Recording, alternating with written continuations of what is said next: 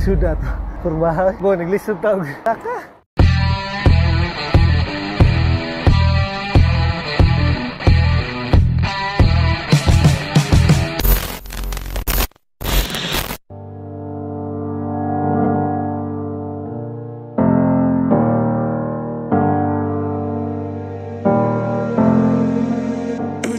What's up mga silingan? Welcome back sa the YouTube channel Kasanta TV. My name is Jay Hikes, and for this video atong sakaon for the first time ang barangay Sirao. Madto ta sa Little Amsterdam. Gikan dinhi sa Mactan, moagi ta sa Busay, padulong sa Sirao, then lahus ta sa Pulang Bato, then lapo sa Pitos Talamban, then Mandawi, Lapu-Lapu, and back to Barangay Mactan. Approximately 57.4 km ang atong biyahe karon. Subay anang aruta. And 18.6 kilometers ana, puro subida. Kaya ra? Well, it is definitely a tiring ride for sure. Pero while atong ipakita ang atuang ride, we will talk about on how to ride your bike without getting tired. Pwede ka ha? Well, let's find out. Tara!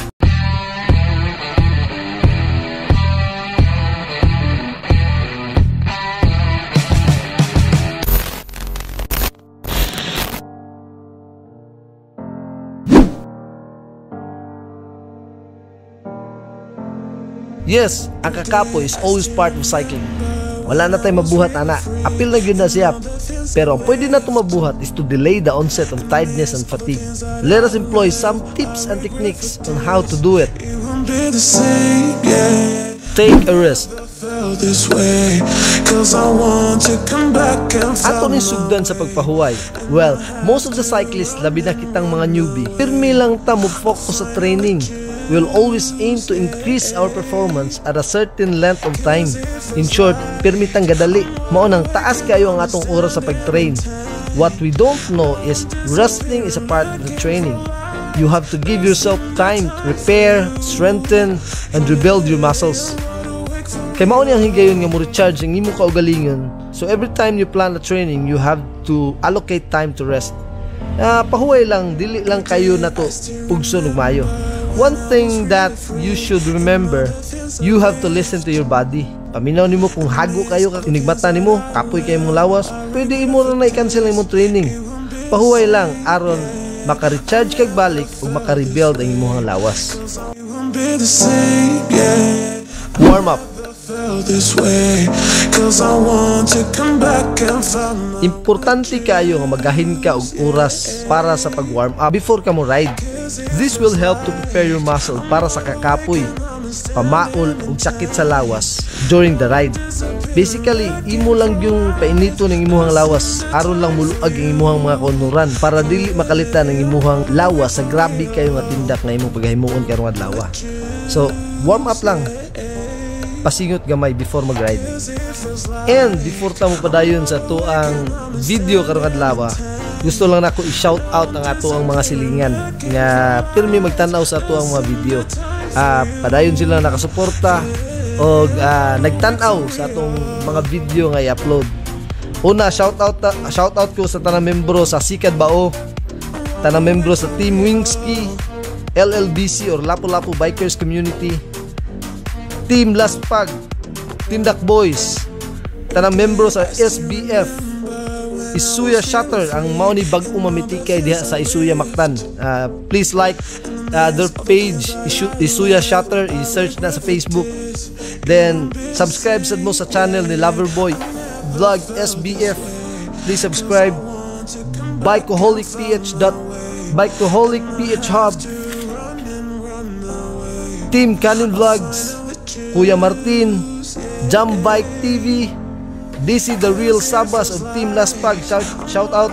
Tracksmate 20, shout out ninyo. Daghang salamat sa pagsuporta sa tuwan channel mga idol, mga master, na thank you kayo.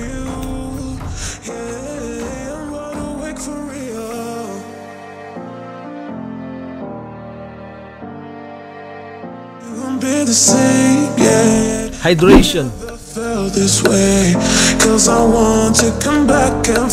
You will sweat out a lot during the ride, so it is so important to replenish all the fluids that came out during the duration of the ride. Dehydration can cause muscle cramps and it causes a decrease in blood volume which result in thickening of the blood and a decrease in the heart's ability to supply air to the muscles. Kinahanglan kayong dili gyud ta maugtangan og rehydration fluid kay lisod na kayo nga maughan ta or ma-dehydrate ta during the ride. And speaking of dehydration, adunay 5 ka mga signs aron ato mahibaw-an kung dehydrated ba ka o dili. Ato lang ilakbitan gamay. First is paspas kayo ang pitik sa imong dughan. During the ride, kung paspas kayo ang pitik sa imong dughan, sobra na kayo. So, base dehydrated ka. Number 2 is kalit lang kagaan ang imuhang ulo or kalit lang kay kalipong, mura kay maglutaw. So, usa sad na sa sign sa dehydration. Ikatulo, mukalit lang pitik-pitik nga labad sa imong ulo. Bantay ka na musipa gamay nga pitik nga labad sa imong ulo. Usa po na sa signs nga dehydrated ka. 4 is uga, murag uga kayo tan-aw ng imuhang panit. Usa na sa signs sa dehydrated ka. And number 5, last number 5, ang imong ihi, kung mangihi ka is alarming kayang color. So usab iyang color and then bahok siya ang imuhang ihi. So kung naa na 5 nimo, dako kay possibility nga dehydrated ka. So kinahanglan you have to drink water or rehydration fluid bisag unsa nga imuhang mainom. Dili lang ay lang palabig mayo sa soft drink, siguro Gatorade or tubig mas mayo para paglikay sa dehydration. So mao na siya lakbit lang na sa ato ang lakbit lang na gamay sa ato ang kay nagstorya man tag dehydration. Dili lang nato na siya i-discuss ug mayo kay dili man na mao ang topic, nagian naman na nato. So mao na siya.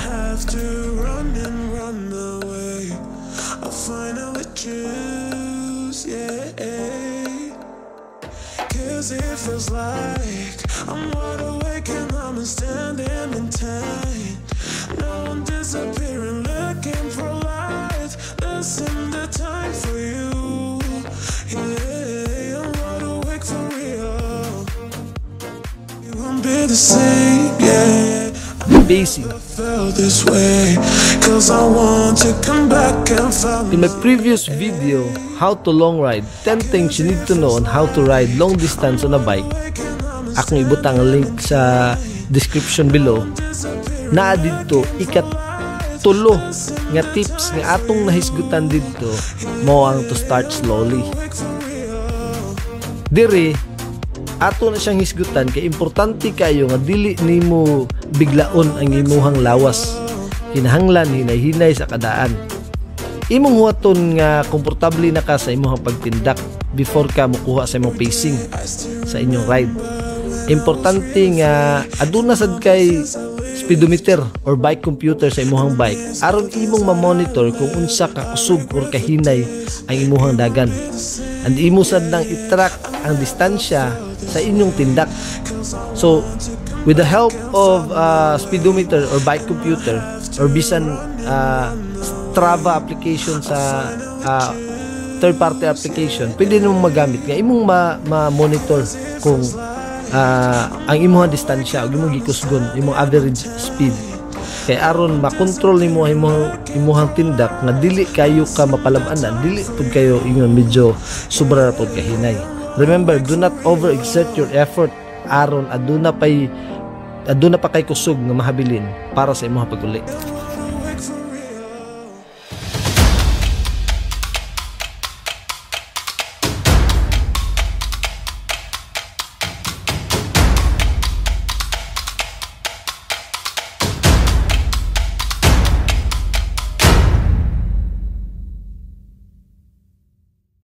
Okay. Natakaroon sa famous uphill climb sa Cebu City, ang Busay.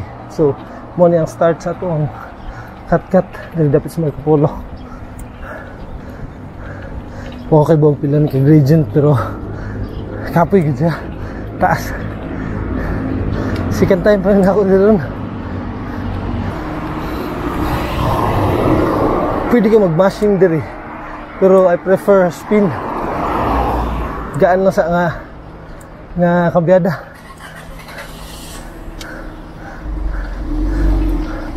Woohoo!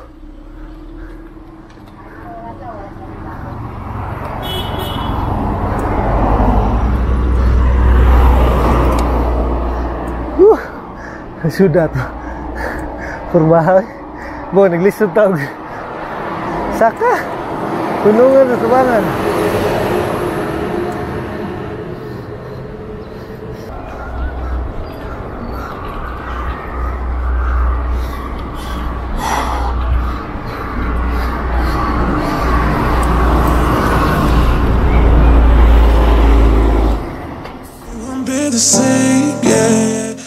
Do the proper breathing. This is one of the secret nga dili kayo kakapuyon sa pag-ride. For athletes like cyclists, respiratory efficiency is a critical aspect of overall performance. Timailhan sa atong kakapoy ang atoang hangos.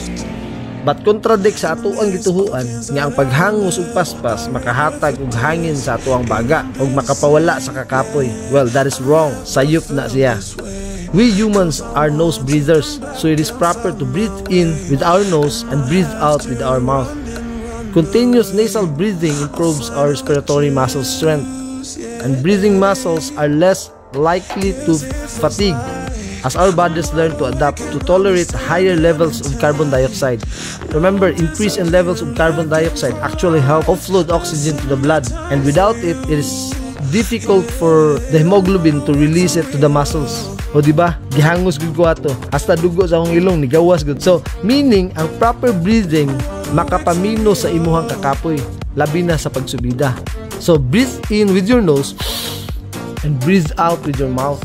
So, imo na siyang i-control ang imong breathing aron dili ka makapsan sa hangin sa imong baga. So, one of the secret para dili kayo kakapuyon.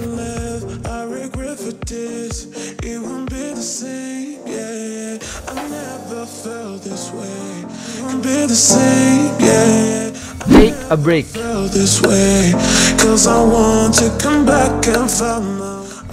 Well, if dili na gyud madala ang kakapoy din ayaw pugsa. Take time to rest. Hunong sa kilid, lingkod ka, butang imong bike. Kung dili ka paabuton sa imong mga kauban din, paunahan lang siya. Ayaw pugsa imong kagalingon kay lisod na kayo makapsan ka sa imong ginhawa. Hunong sa lando nga lugar, enjoy the view, take a picture, rest. Dili mayo nga imong pugso na imong lawas kay base ni noon makadaot na nimo. You can take a break for 15 to 20 minutes, then when your body was already recovered, then pwede na sad ka mo tindak balik. Ang pagpahuway maorgi nag-inusarang tambal sa kakapoy. So, if dili na kaya, then pahuway sa kagamay. And then, kung kaya na, balik ka sa nagtindak. Moro man na.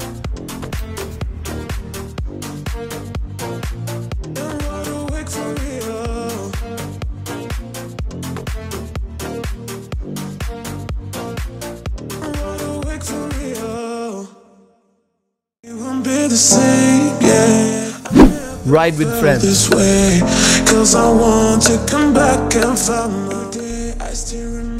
Sa kuha ang mga video, mga tips nga akong i-upload diri sa YouTube. By the way, tanawa nga ako ang playlist or na ako yung mga link sa ibutang sa description below para sa mga tips o mga techniques nga akong gi-employ sa ako ang pagtindak. Pwede niyo ma-check dito. I always include these tips sa ako ang mga video kay gusto na ko i-promote ug maayong mas maayong aduna kay kuyog kung magbike ka. I'm not saying bati ang mag-ride solo. Dili ko against sa mag-ride solo. But mas malingaw ka kung mas daghan mo nga kuyog. And we all know nga kung malingaw ka sa biyahe, makawa ka ginas kakapoy. Lahi ang biyahe nga naginusara ka kaya ang imuhang focus usara. Whereas kung daghan mo kuyog mga barkada nimo, mga amigo nimo, along the way naay gamay kan saway, naay gamay kinataway, at least makatabang na nga makalimtan ni mga imong kakapoy. And dili kay ka ma-focus ang imong nahuna sa imong mga tuhod. And then by the time nga mo pahuway na sad mo ato mo sa inyong stopover, mas maka-recover ka og dali tungod kay lingaw ka na mga joke, na ay mga sungugay, na ay mga gamay mga birada sa atong mga kauban, manang lingaw gyud, mas lingaw ug mas makapawala sa kakapoy kung nakay kuyog nga mga barkada.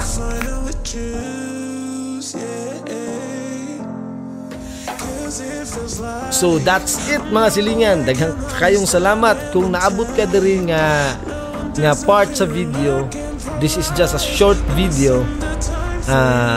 Daghan kayong salamat, and I hope suportaan gyapon ninyo ang atuang channel. I will be making more videos para ninyo, para pag-entertain ninyo at pag-share ninyo sa ako ang mga nahibawan based ni sa research. I'm not a professional cyclist, newbie pasad ko.